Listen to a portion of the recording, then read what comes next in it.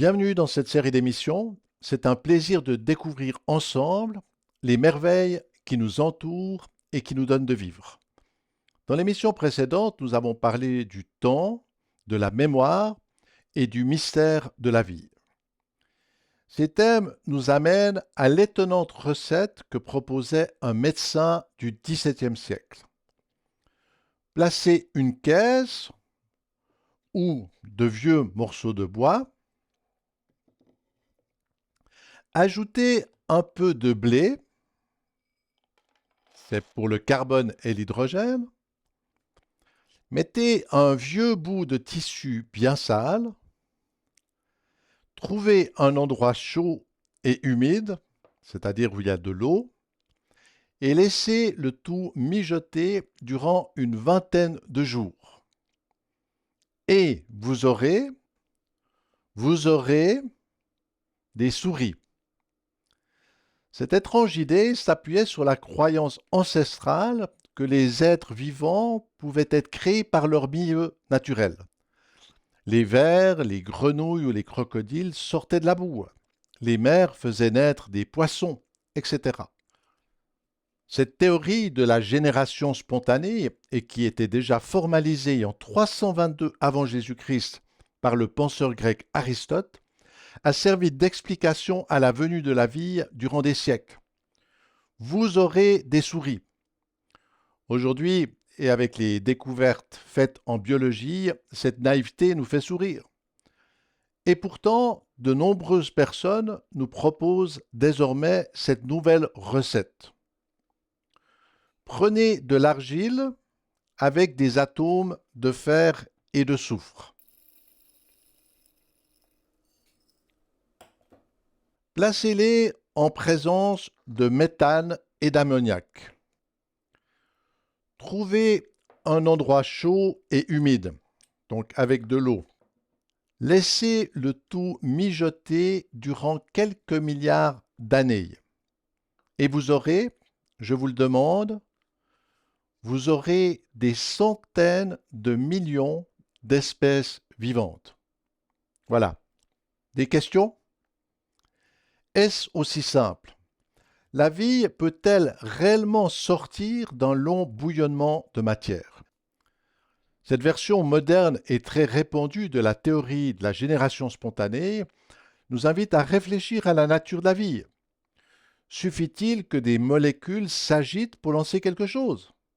Mais alors, et si tel est le cas, pourquoi, et avec toutes les technologies dont nous disposons, nous n'arrivons pas à créer la vie? Comme le présente cette illustration, la vie est très complexe et s'appuie sur trois grands piliers. Le premier, et nous l'avons évoqué, c'est de pouvoir disposer des bons éléments matériels. De fait, et comme le montrent ces petites bêtes microscopiques qui viennent d'une flaque d'eau, même les êtres vivants les plus sommaires sont faits avec diverses matières.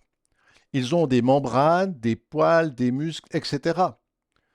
Pour réaliser ces différents éléments, il faut trouver et assembler avec précision les atomes qui formeront les bonnes molécules. Ensuite, et pour produire la vie, il faut assembler ces organes de manière à créer un ensemble cohérent. Les matières et leur organisation sont les deux expressions de l'intelligence qui forment le premier pilier de la vie. Pourtant, l'assemblage parfait des bons éléments ne suffit pas. En effet, et à l'exemple des mouvements de ces organismes unicellulaires, la vie, ça bouge, ça court, c'est un mouvement. Et qui dit mouvement dit dépense d'énergie. L'accès à l'énergie et son intégration dans l'organisme forment le deuxième pilier de la vie. De fait, et comme avec les batteries d'un smartphone, c'est parce qu'ils puisent dans un stock d'énergie que votre corps fonctionne. Ces ressources permettent de vous maintenir à la bonne température. Elles font fonctionner les organes, dont les deux caméras et les capteurs sonores qui vous permettent de suivre cette émission. Vos super batteries servent aussi à alimenter l'ordinateur et les serveurs qui abritent votre mémoire. Elles vous permettent d'actionner vos muscles, dont ceux qui servent à mouvoir la pompe de votre cœur. Ainsi, et même si vous êtes assis tranquillement sur votre canapé, vous consommez de l'énergie. Cela représente une centaine de watts, soit l'équivalent d'une lampe assez puissante et continuellement allumée.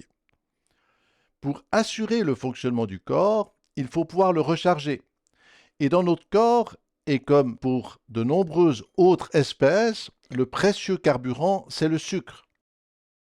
Que cette énergie vienne à manquer, alors la lampe s'éteint et tout s'effondre. Cette loi est universelle. La vie ne peut exister sans énergie. Sur un plan conceptuel, ce besoin en ressources pose un grand problème. En effet, et contrairement aux appareils réalisés par l'homme, les organismes ne peuvent pas se connecter au réseau électrique ou à d'autres services d'approvisionnement. Un être vivant est comparable à une voiture qui devrait trouver des gisements de pétrole, l'extraire et le transformer en essence. Accéder à un carburant et le transformer en énergie, c'est ce défi colossal que doivent accomplir les systèmes biologiques. C'est le deuxième pilier de la vie. À ce stade, il est bien de rappeler qu'il n'y a pas de mine de sucre. À la base, le carburant biologique n'existe pas. Il doit être fabriqué. C'est à cette tâche essentielle que travaillent les végétaux. Pour cela, et grâce à la photosynthèse, les plantes sont capables de capter l'énergie contenue dans les rayons du soleil. C'est ce que l'on peut observer lorsqu'on regarde une feuille au microscope. Sa surface est formée par un assemblage de minuscules cellules. Chacune d'elles dispose d'une bouche pour respirer. À l'intérieur, et grâce à une technologie qui s'appuie sur les lois quantiques, elles parviennent à séparer les atomes de l'eau, soit le H2O, et les atomes du gaz carbonique, le fameux CO2. De par ce processus, elles produisent de l'oxygène et construisent des molécules de sucre.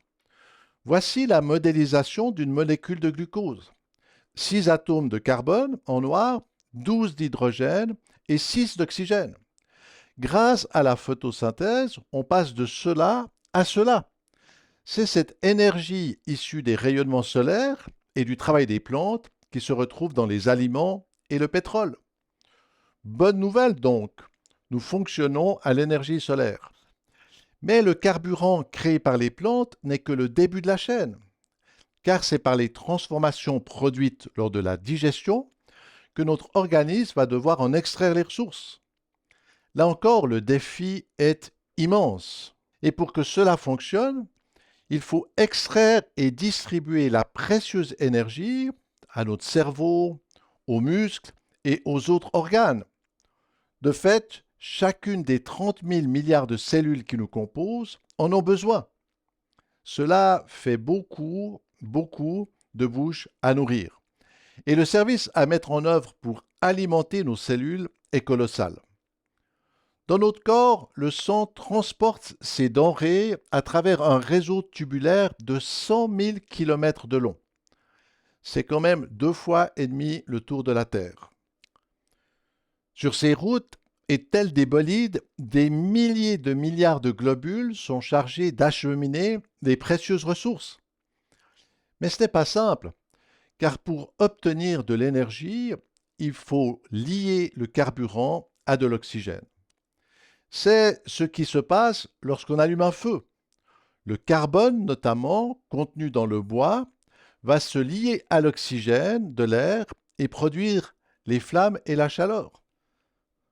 C'est ce processus de combustion qui génère le fameux CO2, un gaz nécessaire à la vie, mais qui peut aussi produire un effet de serre.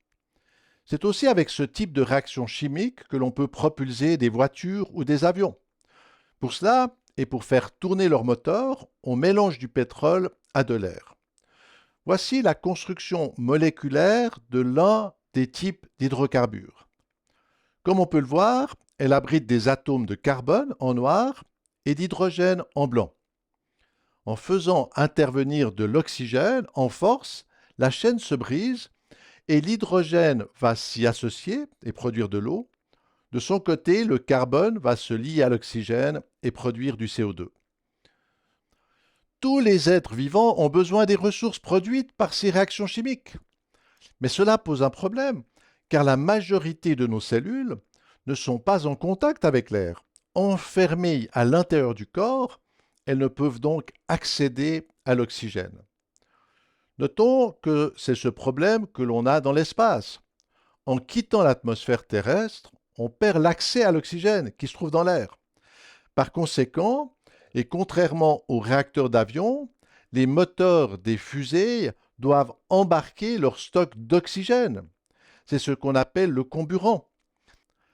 Après l'avoir combiné au carburant, cela produit l'énergie et la poussée. C'est exactement ce qui se passe dans notre corps. Pour permettre la combustion dans nos cellules, il faut leur livrer l'oxygène à domicile. Et les moyens utilisés pour transporter cette denrée sont hallucinants. En effet, pour accomplir leur vitale mission de distribution, les cellules du sang utilisent les propriétés du fer. Comme on peut le voir avec le reste de ce vieux seau, ce métal a la propriété de se lier à l'oxygène. C'est à cause de cela qu'il rouille et prend une couleur rougeâtre. C'est exactement ce qui se passe dans notre corps. Notre sang est rouge parce qu'il rouille. À noter que quelques autres espèces, comme les limules, utilisent le cuivre. À cause des caractéristiques de ce métal, leur sang est alors de couleur verdâtre. Du cuivre et du fer. Je rappelle que la découverte et la maîtrise de ces métaux par l'homme remontent à quelques siècles avant notre ère. Pourtant, et pour fabriquer le sang, la nature avait déjà maîtrisé l'extraction et l'usage de ces métaux depuis 500 millions d'années. Le système mis en place est hallucinant, car lorsque nous respirons, nos globules rouges, tels des taxis en fer, viennent se charger en oxygène dans nos poumons. Ensuite, et poussés par le cœur, ils se déplacent avec leur précieuse cargaison dans le réseau sanguin. De leur côté, les sucres, disséminés dans de minuscules enveloppes, suivent les mêmes chemins. Notons aussi que sur ces routes et telles des patrouilles de police, des centaines de milliards de globules blancs veillent à la sécurité et sont prêts à fondre sur les intrus. Une fois que les sucres et l'oxygène arrivent à destination, les cellules assemblent ces composants de manière à en contrôler leur combustion. C'est cette réaction chimique qui, comme le feu, dispense de l'énergie dans notre corps. Une fois que les cellules du sang ont livré l'oxygène, elles se chargent du carbone et le sang devient bleu. Dans les poumons, qui jouent un rôle d'échangeur, elles abandonnent le CO2 et reprennent une dose d'oxygène. Grâce à cette colossale infrastructure de distribution, les organes peuvent utiliser l'énergie pour accomplir leurs tâches. Mais là encore, ce n'est pas simple, car pour ce travail et pour nous permettre de bouger, il faut transformer l'énergie en mouvement. Alors qu'une voiture moderne ne dispose que de quelques moteurs pour activer ses fonctions, ses ventilateurs et ses accessoires, notre corps abrite près de 640 muscles.